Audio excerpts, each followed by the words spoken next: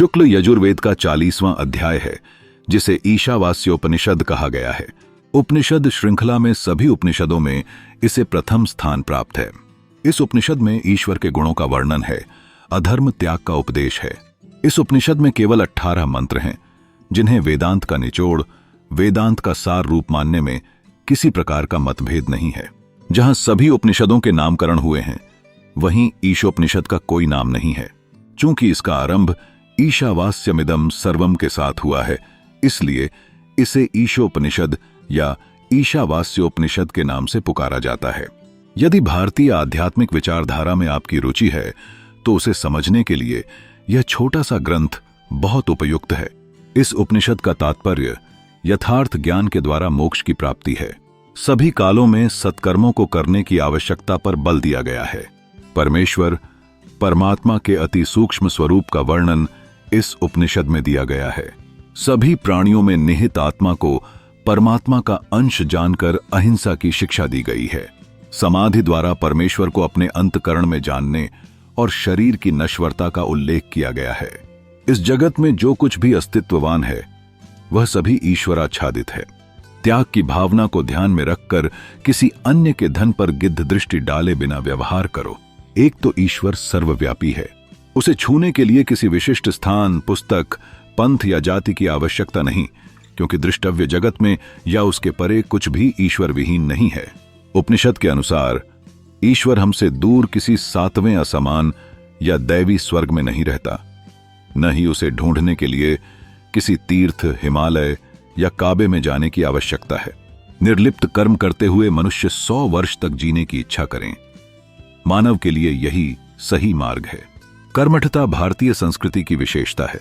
कर्म करना तो अनिवार्य है। गंगा और ब्रह्मपुत्र को स्वर्ग रूपी हिमालय से पृथ्वी पर उतारकर भारत भू की ओर लाने जैसे असंभव कार्य भी हमारे पूर्वजों ने कर दिखाए हैं।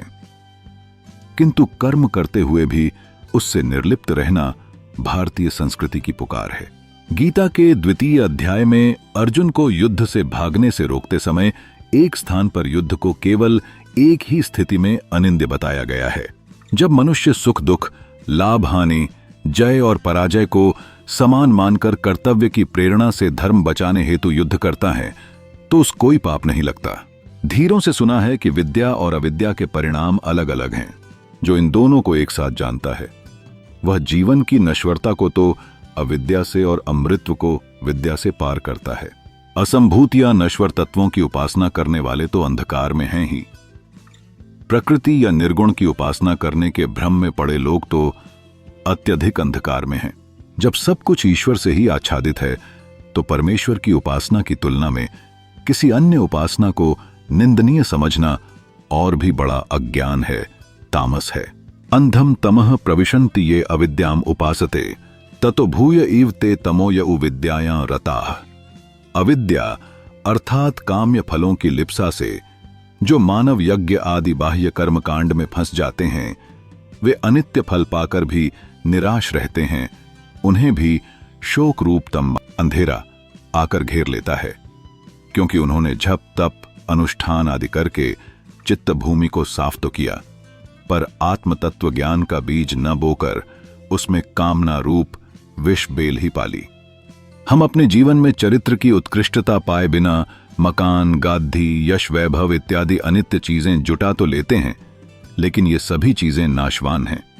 इनके मदांध में व्यक्ति सबसे पहले अपने परिजनों को धोखा देता है, मित्रों को भूल जाता है और अंत में स्वयं उसका भी पतन हो जाता है।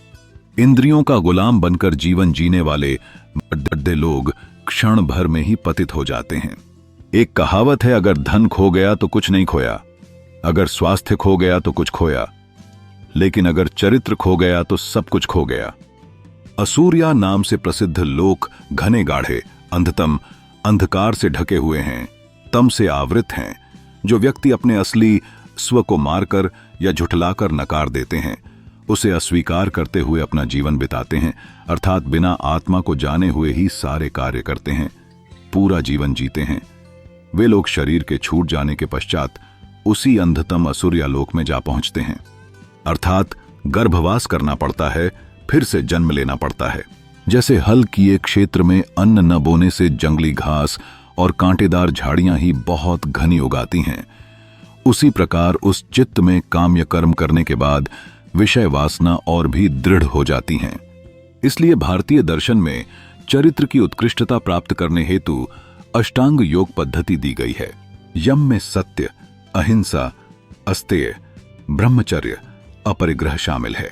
नियम में शौच, तन मन की स्वच्छता, संतोष, तप, स्वाध्याय, ईश्वर प्रणिधान शामिल है। आसन में शरीर एवं मन द्वारा साधना शामिल है।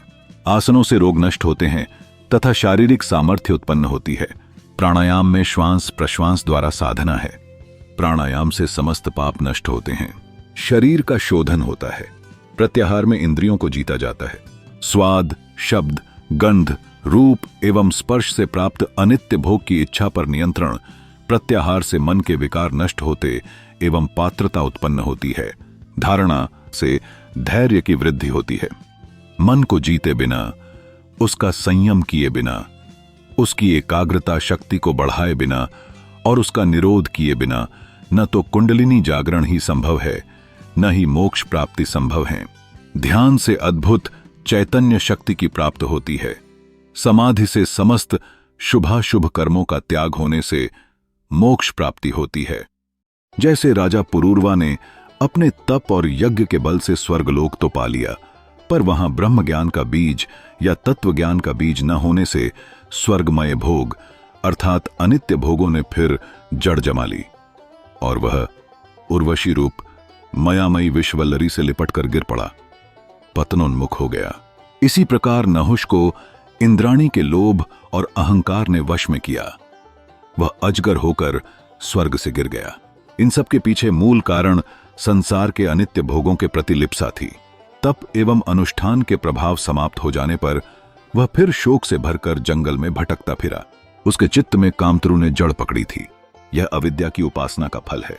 जैसे आधुनिक युग में आसाराम, राम रहीम ने स्वर्गमय साम्राज्य प्राप्त कर लिया, सभी सुख सुविधाएं जुटा लीं, लाखों शिष्य बन गए, लेकिन कामेंद्रियों को वश में न करने के कारण, ब्रह्मचर्य से भटकने के कारण, उसके दुष्कर्मों के कारण सारा साम्राज्य एक पल में ढह गया। इस संसार में पापों की सजा अवश्य मिलती है। राजा पुरूरवा और नहुष के उदाहरणों से यह स्पष्ट होता है कि अनित्य भोगों की लिप्सा मनुष्य को किस प्रकार पतन की ओर ले जाती है। पुरूरवा ने तप और यज्ञ के बल से स्वर्गलोक पाया, लेकिन वहां का भोग उसे संतुष्ट नहीं कर सका।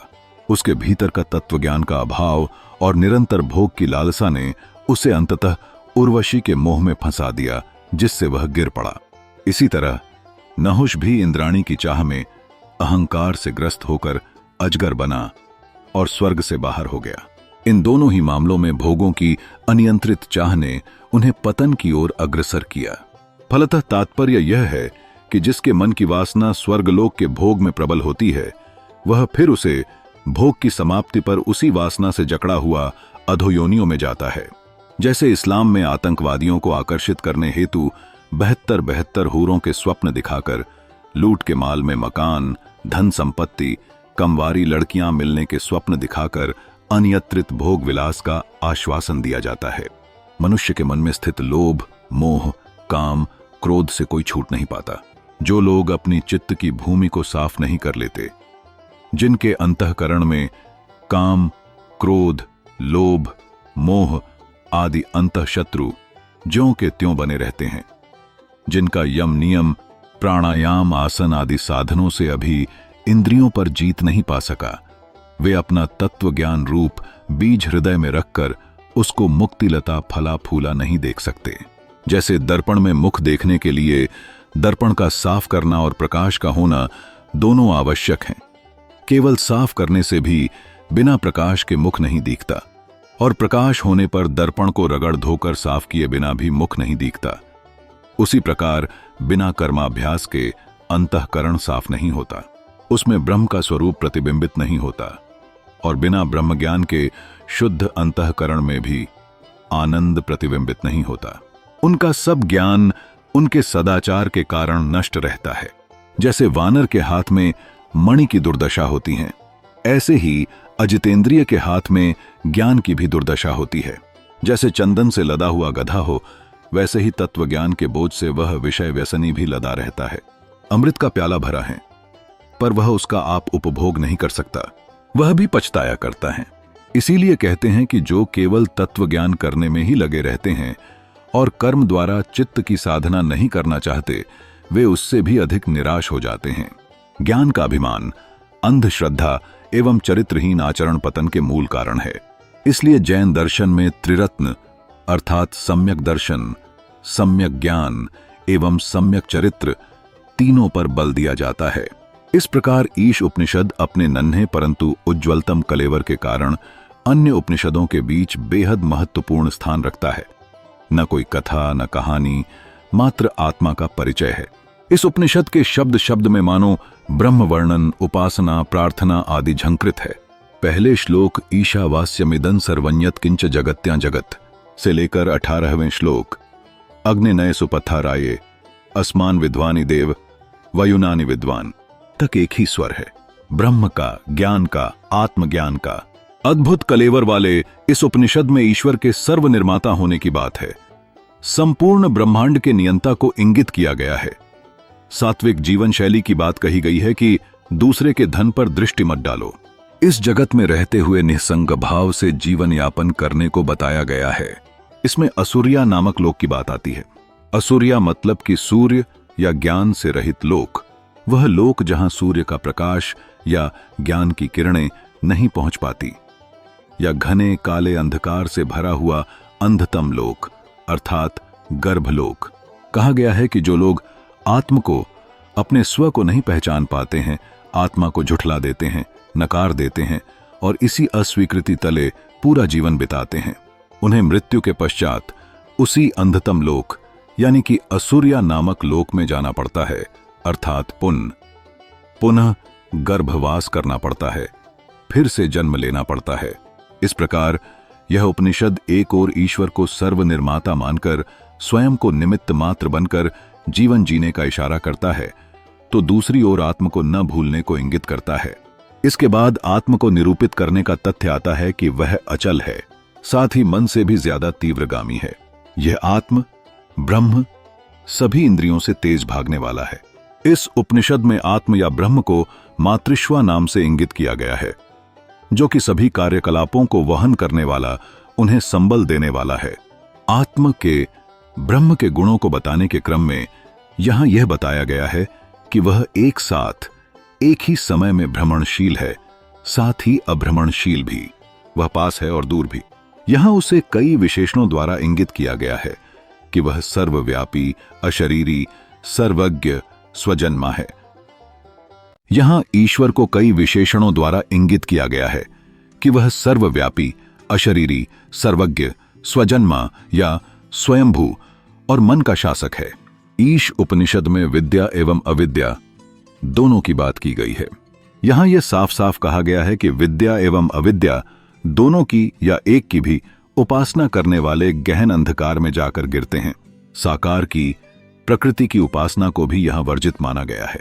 लेकिन हां, विद्या एवं अविद्या को एक साथ जान लेने वाला, अविद्या को समझकर विद्या द्वारा अनुष्ठानित होकर जो मृत्यु को पार कर लेता है, वह मृत्यु को जीतकर अमृतत्व का उपभोग करता है। यह स्वीकारोक्ति यहां है। इसमें संभूति एवं नाशवान दोनों को भलीभांति समझकर अविनाशी तत्व प्राप्ति एवं अमृत तत्व के उपभोग की बात कही गई है। इस उपनिषद के अंतिम श्लोकों में बड़े ही सुंदर उपमान आते हैं। ब्रह्म के मुख को सुवर्ण पात्र से ढके होने की बात, साथ ही सूर्य से, पोषण करने वाले से प्रार्थना की बात भी। सुवर्ण पात्र से ढके हुए उस आत्म के मुख को अनावृत कर दिया जाए ताकि उपासक समझ सके, सत्य को महसूस कर सके कि वह स्वयं ही ब्रह्म रूप है। और अंतिम श्लोकों में किए गए सभी कर्मों को मन के द्वारा याद किए जाने की बात आती है। और अग्नि से प्रार्थना कि पंच भौतिक शरीर के राख में परिवर्तित हो जाने पर वह उसे दिव्य पथ से चरम गंतव्य की ओर उन्मुख कर दे। यह जो भी चलाचल इस ब्रह्मांड में दिखता है वह ईश्वर का ही है। अकिंचन से लेकर अनंत तक पूरा जगत उसी ईश का है। अतः इस जगत का पूर्णतः त्याग मानसिक स्तर पर करके जीवन यापन करो। किसी अन्य के धन संपत्ति पर दृष्टि मत डालो। उसे न तो अपना समझो न ही हड़प लो। यह सभी कुछ ईश्वर का है। शास्त्रोक्त निर्देशित जीवन पद्धति को अपनाने के द्वारा ही व्यक्ति शतवर्ष आयु की कामना कर सकता है, अन्यथा और कोई तरीका नहीं है कर्म में लिप्त होकर जीवन बिताने का। असूर्या नाम से प्रसिद्ध लोक घने गाढ़े, अंधतम, अंधकार से ढके हुए हैं, तम से आवृत हैं। जो व्यक्ति अपने असली स्व को मारकर, झुठलाकर नकार देते हैं, उसे अस्वीकार करते हुए अपना जीवन बिताते हैं, अर्थात बिना आत्मा को जाने हुए ही सारे कार्य करते हैं, पूरा जीवन जीते हैं। वे लोग शरीर के छूट जाने के पश्चात उसी अंधतम असुर्यालोक में जा पहुंचते हैं। यह आत्म अचल स्वभाव वाला है, साथ ही मन से भी तीव्र गति से चलने वाला है। नैन आदि देव रूपी इंद्रियां भी इसकी गति से तेज नहीं जा सकती, इससे जीत नहीं सकती और आत्म की द्रुत गति को हरा नहीं सकती। यह अचल रहते हुए भी सभी धावकों को पीछे छोड़ देने में सक्षम है। मातरिश्वा नाम से प्रसिद्ध यह आत्म या ईश्वर सभी कार्यकलापों को वहन करने की शक्ति रखने वाला है। यह भ्रमणशील है, साथ ही अभ्रमणशील भी है। यह बहुत दूर है और बहुत नजदीक भी। वह सभी के अंदर है, साथ ही सभी के बाहर रहकर सभी कुछ को घेरे हुए है, अर्थात वह कण कण में व्याप्त है, जो सबों में, सर्वभूतों में अन्य को न देखकर स्वयं को, आत्मा को देखता है। स्व आत्मा को ही सबों के बीच पाता है, जिसके लिए सभी भूत एक हो चुके हैं। वस्तु अवस्तु का भेद नहीं है, उसके मन में कहां शोक है, कहां मोक्ष है। जिसके लिए सर्वभूत एक हो चुके हैं, एकत्व को प्राप्त हो चुके हैं, वह सबों में एकमात्र आत्म को ही देखता है। वह सर्वव्यापी है, शुद्ध और अशरीरी तथा पाप रहित है। वह सर्वज्ञ, स्वजन्मा, मन का शासक, परिभू, स्वंभू तथा सबों का नियंता है। उसने ही वास्तविक फल के अनुसार यथातथ्य सबों को उनके कार्यानुरूप कर्तव्यों को सौंपा हुआ है। वे सभी जो अविद्या की उपासना करते हैं, वे गहन अंधकार में प्रविष्ट हो जाते हैं, लेकिन जो विद्या की उपासना करते हैं, वे और भी गहन अंधकार में जा पहुंचते हैं। कहा गया है कि विद्या से अलग तरह का फल मिलता है और अविद्या से अलग किस्म का। यह सुश्रुत उन धीरों के द्वारा सुना गया है जिन्होंने हमारे प्रति इस विषय जैसे कि ब्रह्म का वर्णन किया है, जो एक साथ एक ही समय में विद्या एवं अविद्या दोनों को एक बारगी जान लेता है। वह अविद्या को समझकर विद्या के द्वारा अनुष्ठानित होकर मृत्यु को पार करके तर जाता है, अमृतत्व का उपभोग करता है। जो लोग आकार की, प्रकृति की, नाशवान तत्वों की उपासना करते हैं, वे अंधकार रूपी तम के अंदर प्रविष्ट हो जाते हैं। साथ ही जो लोग संभूति की, हिरण्यगर्भ की उपासना करते हैं, वे और भी घने अंधकार के अंदर गिर जाते हैं। जो लोग संभूति एवं नाशवान दोनों को एक साथ भली भांति समझ लेते हैं, वह अविनाशी तत्व की प्राप्ति में अड़चन स्वरूप देव पितर आदि की उपासना आदि की अनित्यता की मुश्किल को पार करके अमृत का भोग करते हैं। हे पोषण करने वाले, ब्रह्मांड में स्थित तत्व आत्म का मुख मानो सुवर्ण पात्र से आवृत है सूर्य। इस आत्म के मुख को मेरी खातिर अनावृत कर दो, ताकि मैं उसके ब्रह्म के दर्शन करने में सक्षम हो सकूं, जो कि मैं ही हूं। हे पूषण की जगत का पालन करने वाले, अकेले यात्रा करने वाले एकर्षे, आप ही यम हैं, सबों को शासित करने वाले हैं, सूर्य हैं, प्रजापति के पुत्र हैं।